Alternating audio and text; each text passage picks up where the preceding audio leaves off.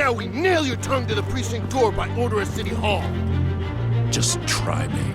The final episode of Telltale's Batman series concisely wraps up Bruce Wayne's tense personal and political conflicts, successfully tapping hard into empathy as it does. Stakes are at an all-time high for Batman, but the hard-earned relief that comes is a little let down by a rough, kind of jarring ending.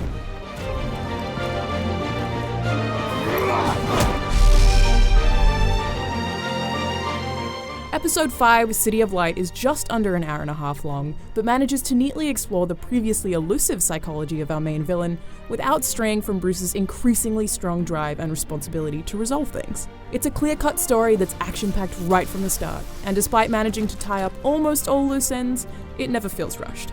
Following Episode 4's frustrating pacing issues, Episode 5 only has one fairly brief dialogue sequence that feels like a waste of time. Aside from that, each encounter not only presents a resolution to the series' intense conflicts, but also builds on relationships and taps into the empathy and forgiveness. It's what makes Batman different from murderous groups like the Children of Arkham, though even they are humanized. There are some conflicts that aren't entirely resolved though, and the end presents questions that are absurd and confusing, rather than the exciting teasers for Season 2 that they're likely trying to be.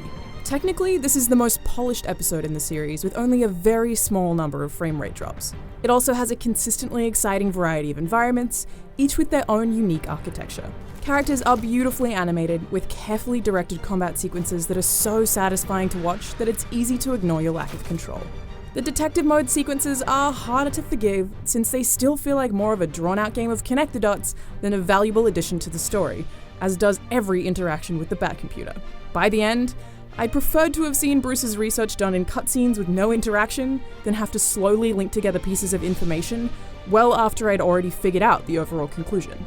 I also missed the duality of Episode 1, where Batman and Bruce Wayne felt like two separate entities, and I wish there were more opportunities to shape the morality of the Bat in combat sequences. But overall, Telltale's Batman Season 1 is a tense, multi-layered series with engrossing character development and creative surprises in store for even the most dedicated Batman fans. For more on Batman, stay right here on IGN.